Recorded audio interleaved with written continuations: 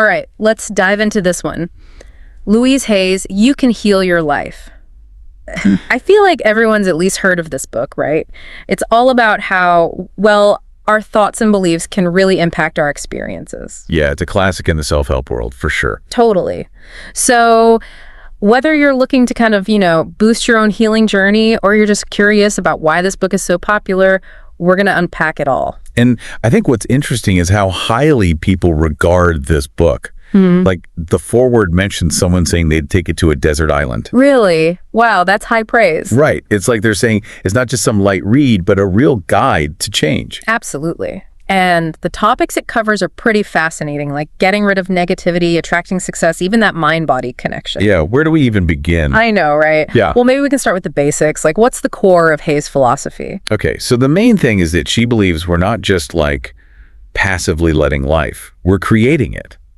Every thought, she says, shapes our future. Okay, so that's a big responsibility then. It is, but it's also super empowering, right? Because it means you have the power to change things. It's like that saying, whether you think you can or think you can't, you're right. Exactly. But she doesn't just stop at positive thinking, does she? No. She goes deeper into those beliefs we might not even realize we have, the ones that could be holding us back. For example, she compares these two beliefs, people are out to get me, versus everyone is always helpful. Oh, I see where you're going with this. Yeah, imagine how different your life would be depending on which one you believed. Totally. Our assumptions color everything. And doesn't she also talk about self-hatred, like stemming from that I'm not good enough belief? Yes. And what's interesting is she links that lack of self-worth to problems in, well, basically every area of life, like relationships, work, even health. It's like you're constantly hearing that you're not enough, so you end up living that way. Exactly. So, okay, thoughts are powerful, but how do we actually change those negative patterns? It's easy to say think positive, but making it happen is a whole other thing. Right. That's where Hay gets really practical. One of her big things is forgiveness, both for ourselves and for others. Yeah, forgiveness is important, I get that. But how does she suggest approaching it, especially with, like, really deep hurts? Well, one thing she suggests is writing down all the negative messages you got, especially in childhood. Interesting. It helps you see those past influences that might still be affecting you. That's like step one to letting them go. It's like shining a light on those hidden beliefs, right? The ones we might not even know are driving us. And what about forgiving our parents? Does she address that? Oh, definitely. Hay really emphasizes understanding their limits and not blaming them, Like they did the best they could with what they knew at the time. Exactly. Doesn't excuse everything, of course, but it can help break those negative cycles. Okay, so forgiveness is one tool. What else does she suggest for changing those deep-seated beliefs? Well, she talks a lot about building self-love. She sees self-approval and acceptance as like the keys to positive change. So it's about being kind to yourself instead of constantly criticizing. Yes. She even says to treat your inner critic like a little kid, with gentleness and understanding. I like that analogy. It makes self-love seem less daunting. Does she have specific techniques for that? Yeah, she talks about positive affirmations and doing something called mirror work. Mirror work? What's that? Basically, looking in the mirror and saying positive things to yourself, even if it feels weird at first. It's about retraining your brain to focus on the good stuff. That's bold. It is, but powerful. So we've got forgiveness, self-love. Anything else she focuses on? Oh yeah, she doesn't just stop at the mental and emotional level. She's all about a holistic approach to well-being. Holistic, meaning? Meaning taking care of your body, mind, and spirit altogether. So things like nutrition, exercise, relaxation, alternative therapies, finding what works for you. It's about more than just fixing one problem. It's creating a whole lifestyle that supports you. Exactly. And she even shares her own routine, which is full of affirmations, healthy food, gratitude practices. She lives what she preaches. That's inspiring to hear, makes it feel more doable. But doesn't she also talk about attracting prosperity? That seems like a jump from self-healing. You're right, she does.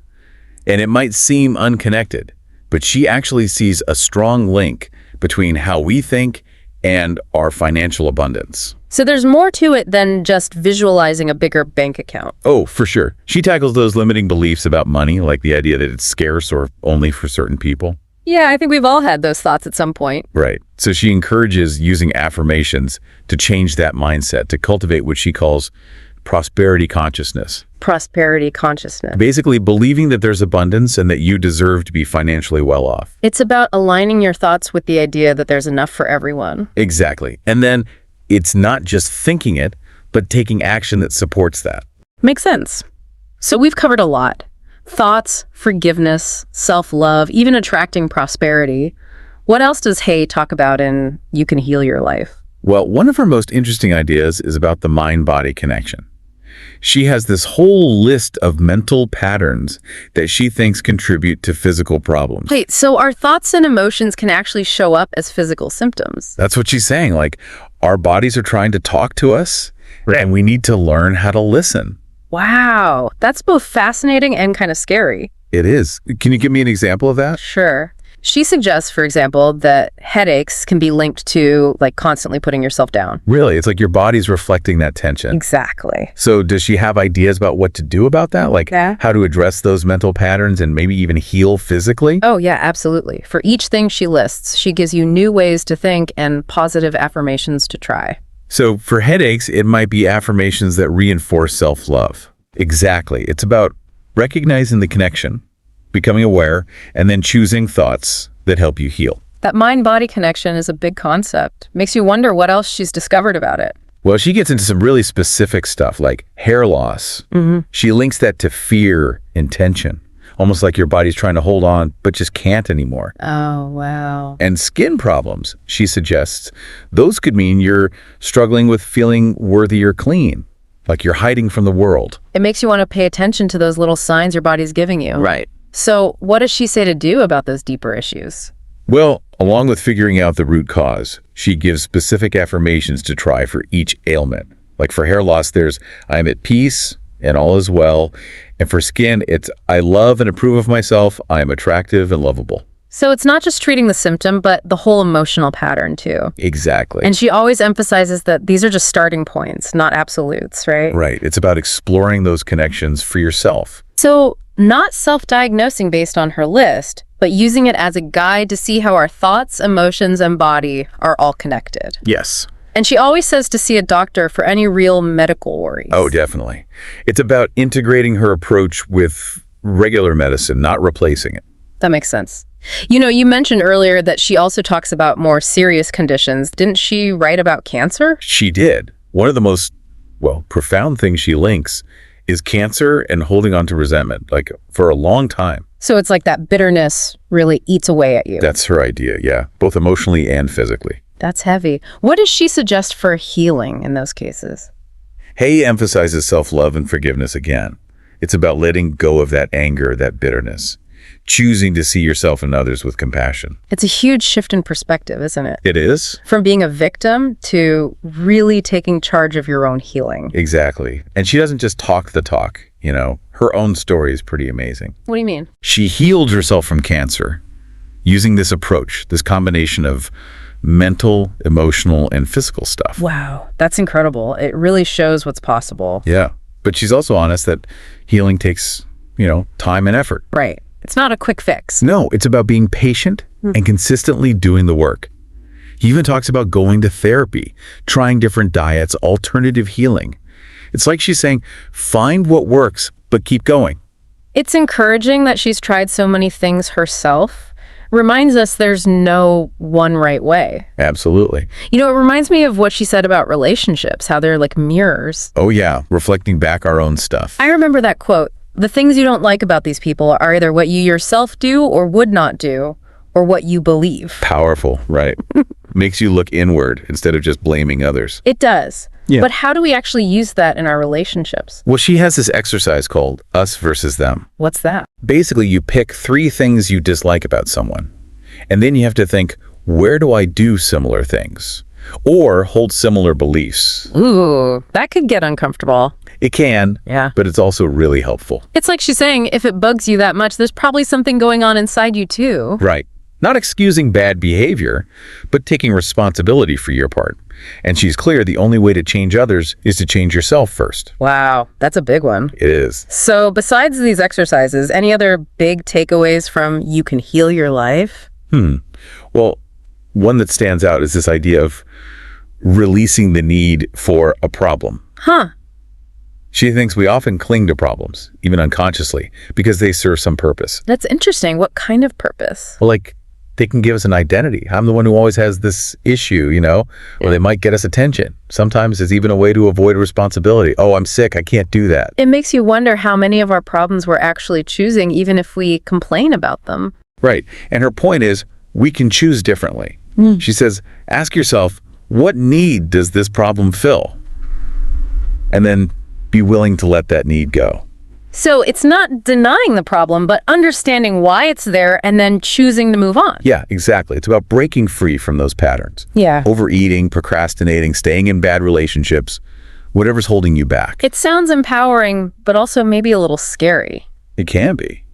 But Hayes all about giving you the tools, affirmations, visualizations, different techniques to change your thoughts and actions. So it's not just thinking positive, it's actually doing things differently. Exactly. She even says to break big tasks down into smaller steps so they're not so overwhelming. That's a good tip. It is. And she also reminds us to be kind to ourselves, to set realistic goals. It's about making changes that last, not burning ourselves out. Right. It's that self-compassion again. And speaking of, remember that idea, every experience is a success. Oh, yeah. That one really stuck with me. It changes how you look at those so-called failures, right? Instead of seeing them as setbacks, she wants us to see them as learning experiences, opportunities to grow. She believes we perfectly reflect our inner thoughts, so if something doesn't work out, it's just feedback, not like a judgment. So freeing. You don't have to be perfect all the time. Exactly. It's about trusting the journey, knowing everything happens for a reason. Even if we don't get it at the time. Right. And she gives tips for shifting your mindset from fear to confidence. Yeah, like using affirmations. I am successful in all areas of my life. I am open to new opportunities. Stuff like that. It's choosing those thoughts that support you, even when it's tough. Now, we talked about healing ourselves, our relationships, even our past. But what about that abundance stuff? Attracting good things into our lives. Oh yeah, that's a big part of it. And it all ties together. She thinks there's a real connection between our thoughts and our money situation. So it's not just about working hard or luck. Our mindset actually matters. Absolutely. She challenges those old ideas that money is hard to come by, or that it's only for certain people. We've all heard those, haven't we? Probably. So she's all about building what she calls prosperity consciousness. There's that phrase again. It's believing in abundance, feeling like you deserve financial well-being. It's more than just wishing for money. It's believing you're worthy of having it. Exactly. And she suggests using affirmations. Like, I am open and receptive to all the good the universe has to offer. Or, money flows into my life easily and effortlessly. It's changing that internal script from lack to abundance. Yes. And remember that story about her manifesting a car? Oh, yeah, that was wild. Didn't she basically will a new car into existence using affirmations? Well, that's how she tells it. It might sound crazy, but she makes a good point about the power of belief. It's like when you truly believe you deserve it and let go of those doubts, you open yourself up to receiving. That's it.